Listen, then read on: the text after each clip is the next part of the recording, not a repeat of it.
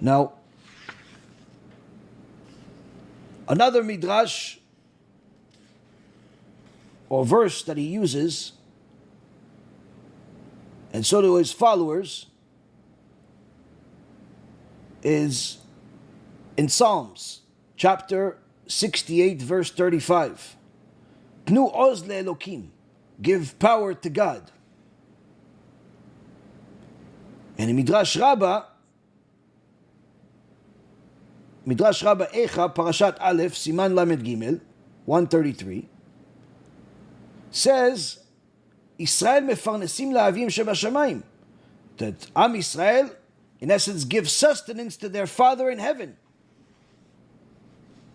So he says, look, this is saying outright that we empower God, that we are, giving Him sustenance. That's what the lowly human logic tells him. Because had he looked at what the sages said, had he looked at what Gdolei Israel say, he would never arrive at such heretical thoughts, and neither would any of his followers. But clearly, they avoid all of what the sages explain. They avoid all of what Chassidut says. They avoid all of it. Why? Because they are just like Korach. They're simply have a target, and therefore they draw all of the different things around it. They make everything fit the target, rather than looking for the truth and seeing if their thought matches the truth. And the truth is, Rabotai, of course, if we would give you chidush from Rav Ovadia, they would say, no, that's because he's Sephardi. If we brought you a chidush from Ashkenazi posek, they'd say, no, that's from Ashkenazim. They're midnagdim. So we'll go to Gdolei Israel that are in Chassidut. The Admo Milublin, who lived about 125 years ago, who passed away about 125 years ago, who wrote books in Halacha, in Agadah, and of course, one of the great sages in the world of Chassidut. And he writes, רצונו יתברך שיהיה כוח מקבל, הוא השורש כוח המקבל. The will of Hashem, blessed be He, is that there would be a power that is the source, that in essence, that is the root that accepts and that gives. In essence, Hashem, I'm trying to explain to you guys a very deep Kabbalistic teachings here, so bear with me. Hashem, in essence,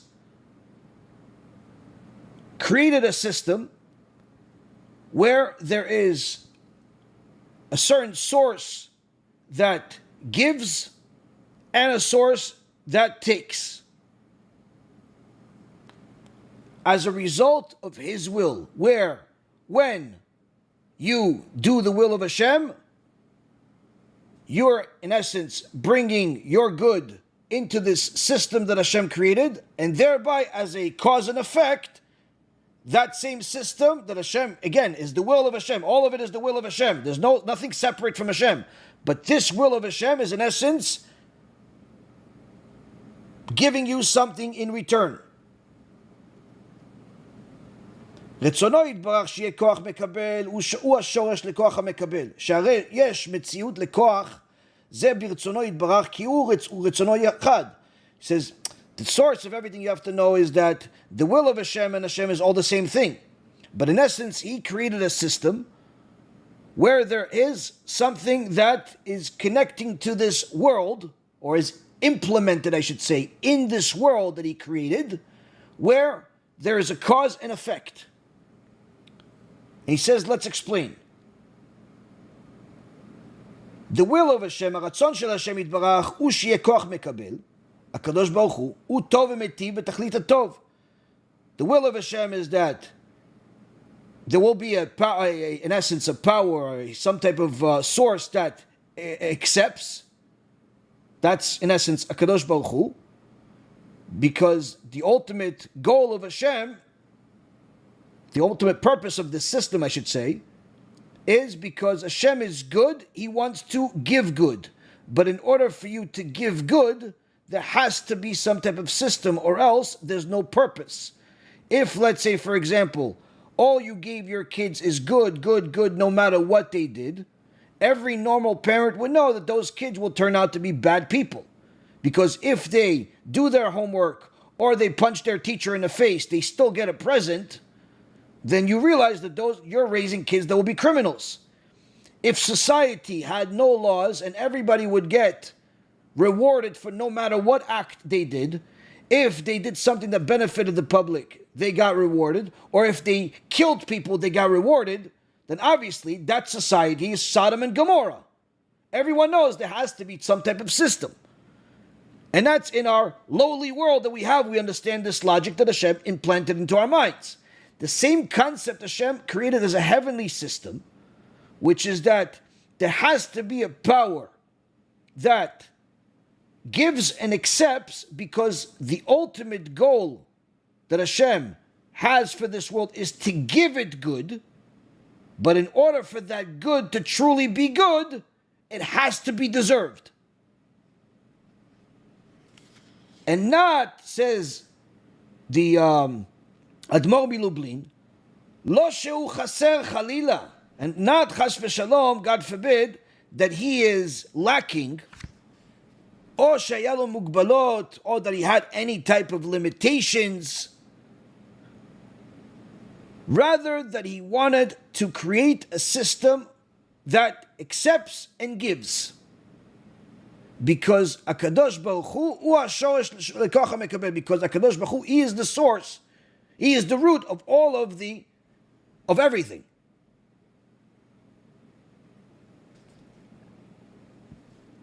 He creates the system itself. He creates the one that is nourishing from Him.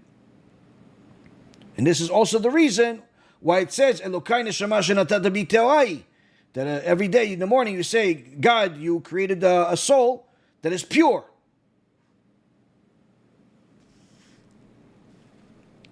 Now,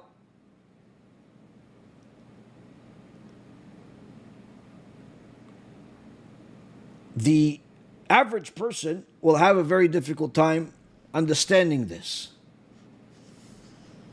So there is an even easier explanation.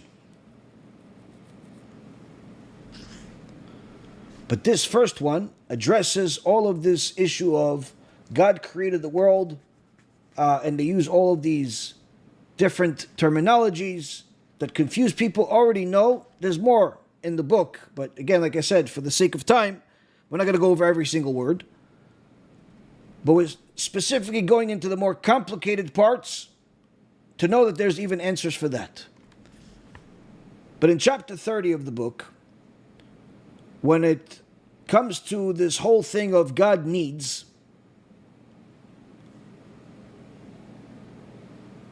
the sages address this in multiple ways. This whole philosophical heresy that Manis has been promoting in a very simple way. The Shla Kadosh, who is the forefather of the explanations of mitzvot as they relate to the spheres, the heavenly world, in his Sefer Toldot Adam, Ashar HaGadol, Ot Shin Gimel, 303. In regards to the purpose of mitzvot, when it comes to the topic of Yidei Kiyum HaTorah v'mitzvot me'orer koach elyon, that the fulfillment of the Torah and the mitzvot awakens the heavenly power, kivyachol machziko, that as if it is holding it up. How is this explained by the sages? It says, despite the fact The Shla Kadosh writes that the mitzvot are in essence nourishing this system, this koach elyon, this heavenly power. Chas v'shalom, that you would understand that this is empowering God or that He needs it. And therefore the Shla Kadosh writes,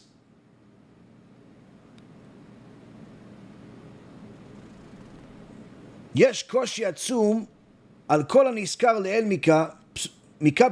מכמה פסוקים אמורים שאין המצוות והעבירות נוגעות בו, והעריך מאוד להביא דעת המקובלים השונים עד כמה שנוגע מעשה האדם בעולמות העליונים, האם עד דרגת האצילות או פחות ממנה או יותר ממנה. So it says there's a difficulty when it comes to these specific verses that are in the Torah, in Psalms, that have to do with this topic of how there is the mitzvot are in essence nourishing this heavenly power. Is it really a power that's lowly, or is it really the highest level, the Atzilut, which is one of the things that Manis and his followers are saying? Oh no, it's affecting the ultimate, the highest, all the sfirot. Okay. Therefore, the Shla Kadosh writes as follows in Ot Shin Lamed Chet. אף על פי שנראה בתורה שבכתב ובתורה שבעל פה דברים אמורים. It says, despite the fact that we see in our written Torah and our oral Torah these specific things written, כי כאשר התחתונים אינם עושים רצון השם, as if when the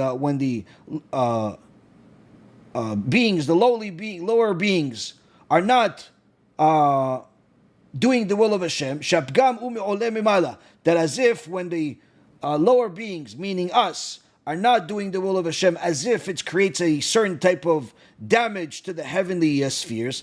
Chalila, he says, forbid, God forbid, that you would think that way.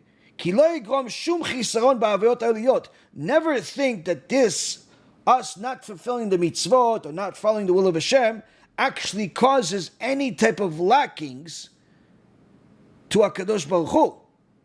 Ela כשישראל עושים רצון השם, rather when Am Yisrael does the will of Hashem, אז הברכה נמשכת מלמעלה למטה.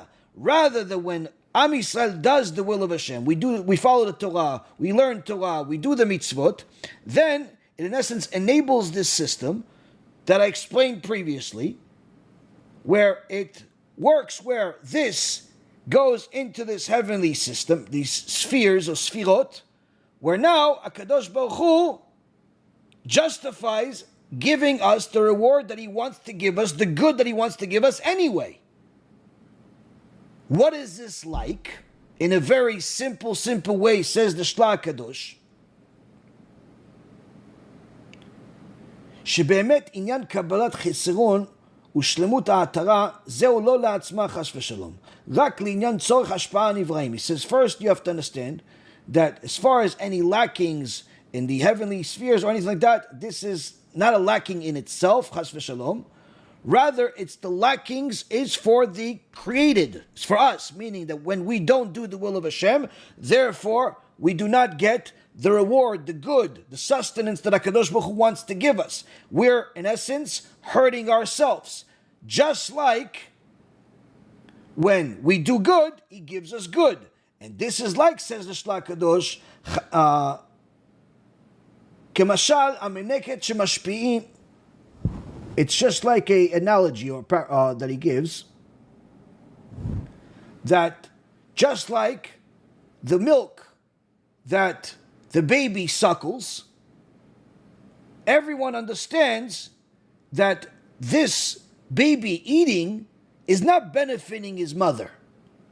There's no benefit that the mother gets as a result of the baby eating. Rather, when the mother sees that the baby's eating, it gives her comfort because she knows that he'll be well, that will be good for him as a result. But she does not directly or indirectly benefit from the baby drinking his milk or eating.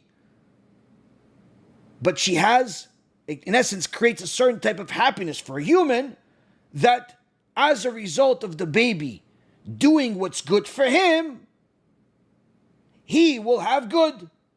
This is in essence how a simple explanation of all of the heavenly powers, lower power, all of these different things that Manis and his followers, who do not understand even the smallest concept of it, this is how it actually works. There's no such thing as a result of you making sins, you are hurting God really, or hurting God at all, or that your mitzvot are benefiting God. Rather, it is the system that HaKadosh Baruch Hu created as part of the creation that is only for our benefit to justify the good, because the only reason why He created this world is to give us good, because He Himself does not benefit out of it. There's no benefit to Him. But then the kofar is going to say, the heretic is going to say, why would He create it if He doesn't benefit?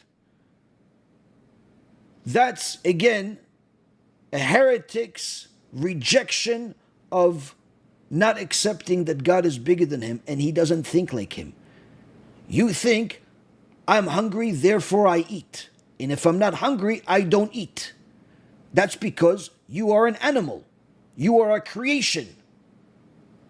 God doesn't think that way.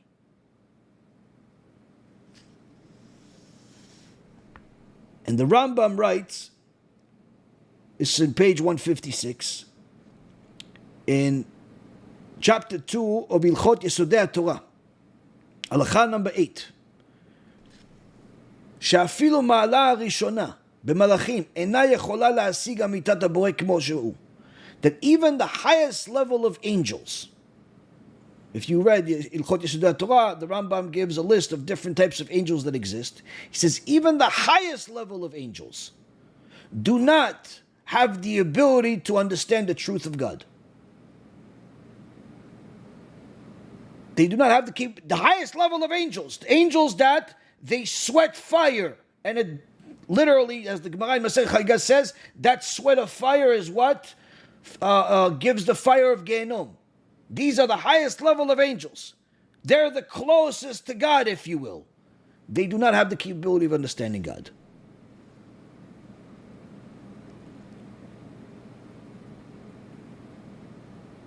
And that's what Rabbi Chaim Vital in Sharei Kedusha, Chelek Gimel, writes, המאציל העליון אשר האציל כל העולמות נקרא אין סוף. When it comes to the whole אין סוף, to the creator of all the,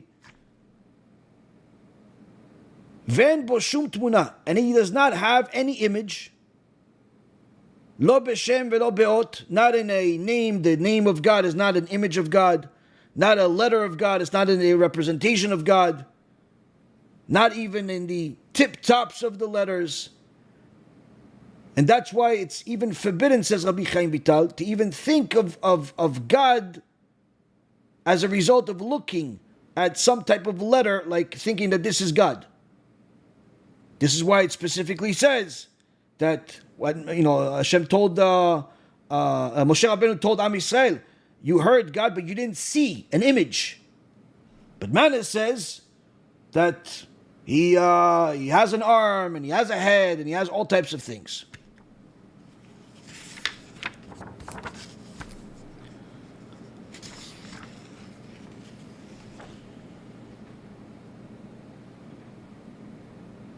When Job was going through a major difficulty, to say the least, he was questioning things. And one of the rebukes that HaKadosh Baruch Hu sends to Job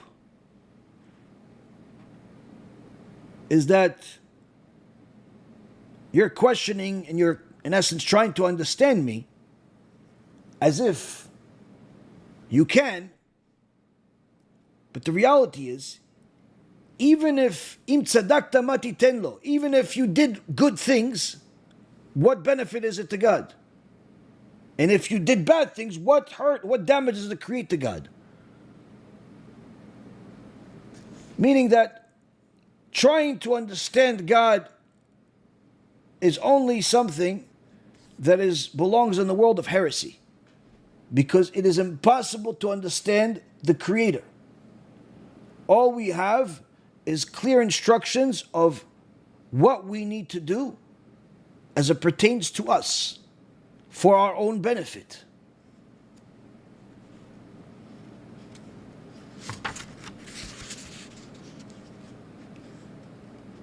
Now, I think that for all of the elevated mumbo jumbo that they talk about and write about, give power to God, give God says that he is empowered by all this nonsense, I think the easiest and best way to explain is anyone that is a mother, anyone that's a father, anyone that has a mother or father understands that they have a child. That child needs to survive. They cannot feed themselves. They cannot survive themselves. They're a baby, they can't walk, they can't move. Therefore, the mother takes care of them. Primary thing you do with a child is feed them. But to feed the child does not benefit the mother in any way, shape, or form.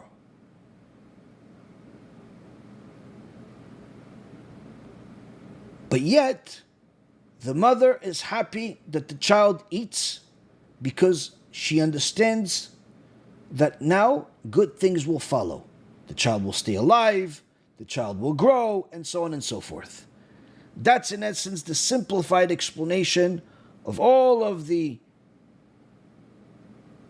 complicated and very elevated Kabbalistic talk that Manis and his friends are manipulating.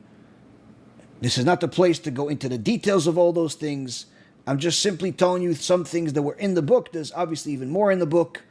But the point being is that you don't need to be a Kabbalist to understand what I just said, but you need to be a complete heretic to understand and accept what Manis said and his followers say. Why? Because there is no source that actually explains what they say as they say it.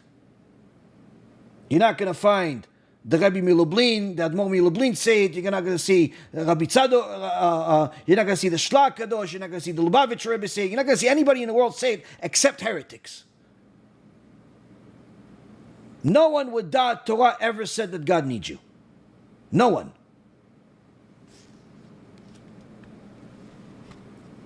Now,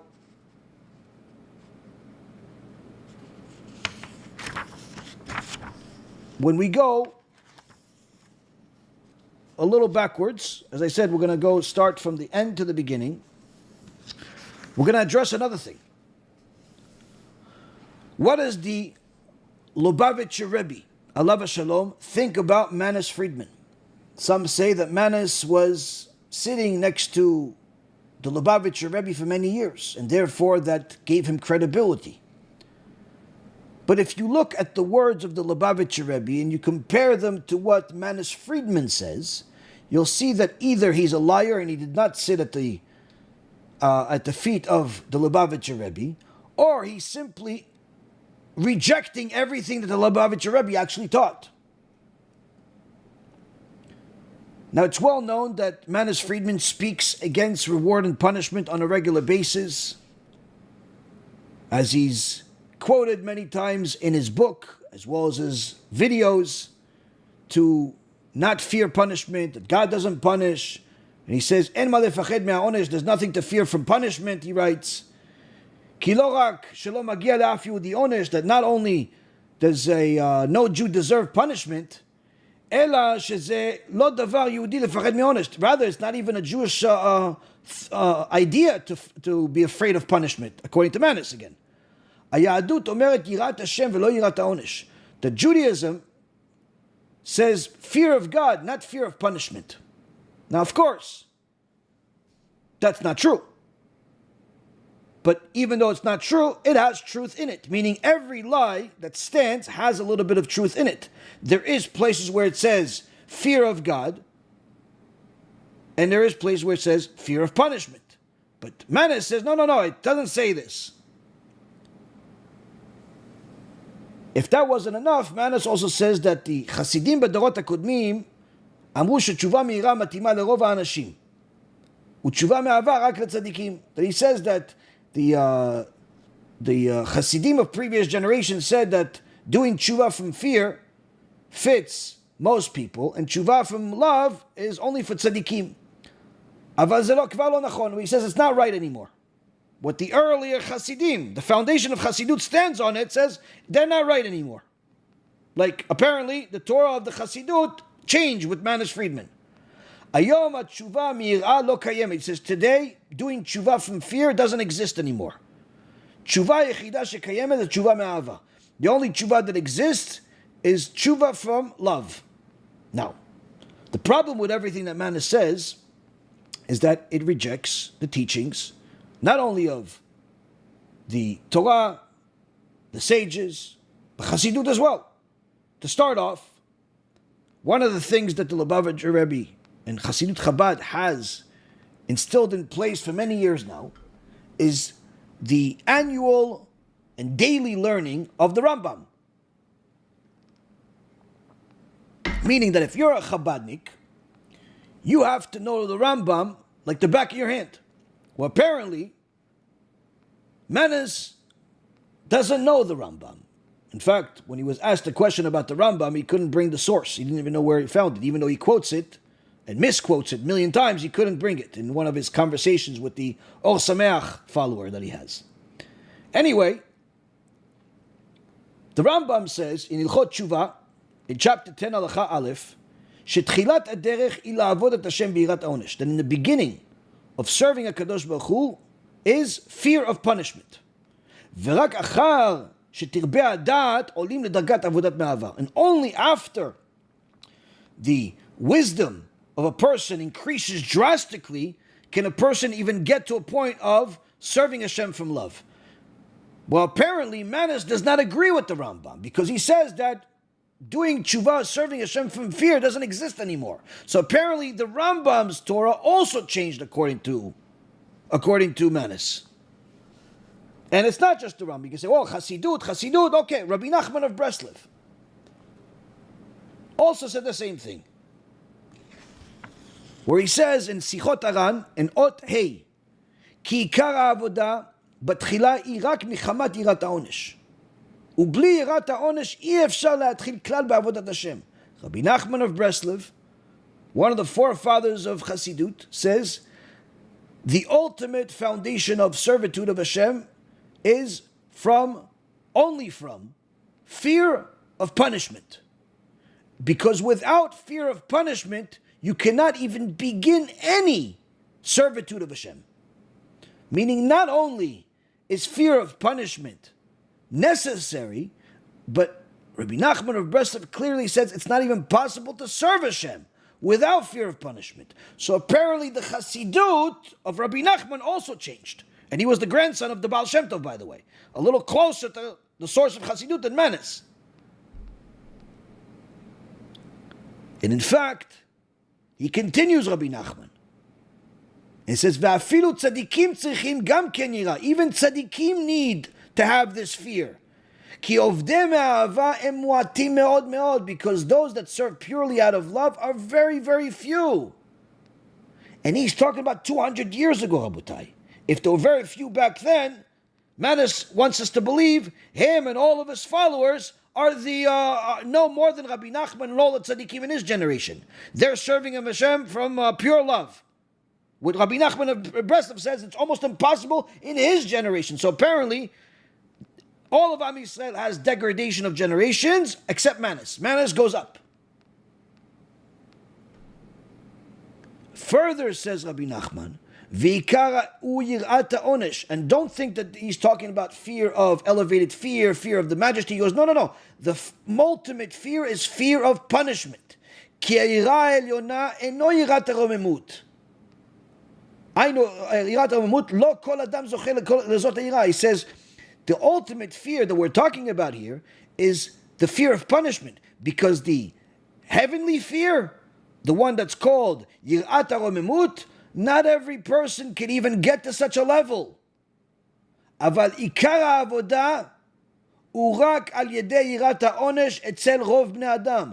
And again he emphasizes, but the ultimate servitude of Hashem that people are going to have is only through fear of punishment for most people. And again, I'm emphasizing, this is one of the forefathers of Chassidut. And you're going to say, yeah, but that's Chassidut Breslev, as if it matters. Well, Chabad also says the same thing. Chabad also says the same thing.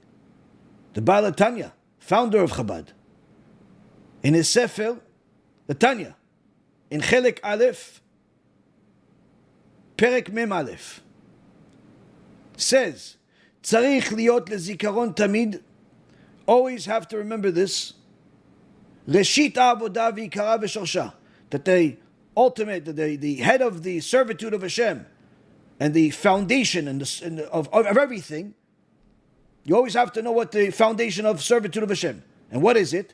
Ve'u ki av shayir'a ishoresh lesur mira ve'ava levasheh tov. That fear is the root of what's going to lead you to run away from bad. And love, meaning love of Hashem, is to do good things. Meaning, fear, you won't make sins. Loving of Hashem is you'll do good things. You'll give tzedakah, you'll help somebody out. Afal pichen, despite this, says the Baal Tanya, lo dai leorer ahava levada levaseh tov. It's not enough to just awaken your love alone in order to do good. Ulefachot tzarich leorer tchila et ha'ira. Rather, you have to start off by awakening your fear. Yir'ah tivit amesuteret belev kol Yisrael. This natural fear that you have in every Jewish heart, shelo limrod b'melech malchei hamlachim hakadosh baruch hu. That does not want to be a heretic against the King of Kings hakadosh baruch hu. Apparently, this is not in the heart of stone of the heretic Manis and his followers, because every Jewish heart, says the Baal Tanya, has a will, has a desire not to want to go against the King of Kings.